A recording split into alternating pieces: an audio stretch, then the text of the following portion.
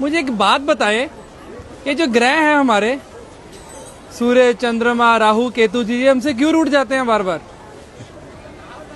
ये ग्रह किसके कारण प्राप्त हुए? नहीं पता, आप बताओ। शरीर से ही ना। जी। शरीर किससे प्राप्त हुआ? माता पिता से। माँ पिता से ना। माँ पिता कौन है? पिता सूर्य, माँ चंद्रमा।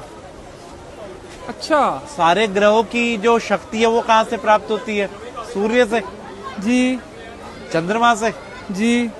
अब आप घर के ग्रहों को तो आप पूछ नहीं रहे और बाहर सोच रहे जा जाके सब ग्रह शांत हो जाएं, वहां पूजा करा लो, वहां पूजा करा लो, वहां पूजा करा लो। अरे कोई जरूरत नहीं किसी पूजा की।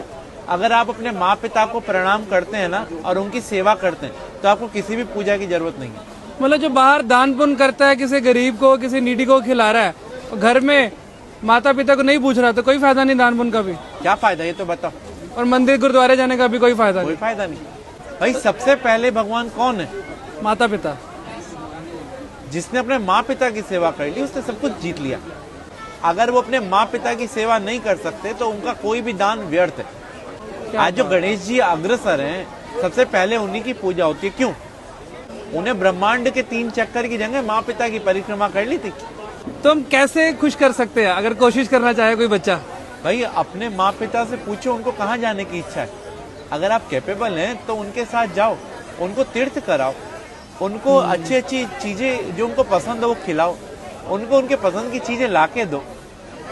पिता तो फिर भी एक बार वो कह देगा बेटा ये नहीं, ये ला दे, ये नहीं। माँ को कुछ नहीं चाहिए, माँ को तो ही चाहिए उसका बेटा उसकी सुन ले। हाँ। तो हम लोग अगर अपने माँ पिता के साथ समय बिताएंगे ना तो उनका अनुभव, और अनुभव से बड़ा कोई भी टीचर नहीं होता।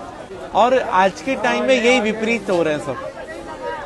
सास ससुर को और बहू को प्यार करते हैं, बेचारी माँ जिसने जन्म दिया उसे जयराम जी की कर देते हैं। जिसके कारण सास ससुर और बीवी मिली है, सब मिले, उसको हम भूल रहे हैं। उसको हम भूल रहे हैं। तो यही हमारे असली कर्म है, बस बाकी सब ढोंग है। हमारा तो कर्म ही सिर्फ अपने माँ पिता की सेवा है, अपने माँ पिता और गुरु। प्रातः काल उठकर रघुराई, माँ पितु गुरु चरण नवाई। भगवान राम भी सुबह उठते ही सबसे पहला काम यही करते थे।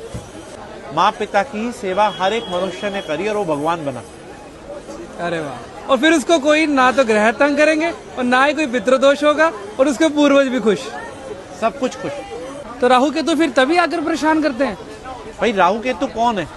बुध, चंद्रमा, सूर्य, शुक्र कौन है? शनि कौन है? हमारे पास रहने वाला एक व्यक्ति राहु है, एक केतु है, एक चंद्रमा, एक सूर्य, एक शनि है।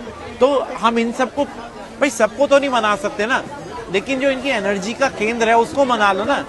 पिता को प्रणाम करने से सूर्य, पिता की सेवा करने से सूर्य, पिता की सेवा करने से हमारे सारे ग्रह शांत हो जाते हैं। आज जो मुस्कान आपके चेहरे पे है उसका कारण कौन है? माता पिता ना। तो वही मुस्कान अगर उनके चेहरे पे आ रही है तो, और कारण आप हो, तो वाह, आपकी वाणी सौम्य होगी तो आपका बुध अच्छा है। आप अगर तेजवान है तो आपका सूर्य अच्छा है। आप अगर सौम्य है तो आपका चंद्रमा अच्छा है। आपकी पत्नी अच्छी मिल गई तो आपका शुक्र अच्छा है। अगर 5-7 गर्लफ्रेंड मिल गई तो और अच्छा है, शादी से पहले बाद में नहीं, फिर बुरा है। क्या बात है पंडित जी, आप जिस प्यार से और जिस इतनी आसानी के साथ समझा देते हैं ना, मतलब जो आज के भटके हुए समाज में आप जिस सही डायरेक्शन में डाल रहे हैं ना, मन खुश हो जाता है यहाँ पर आके।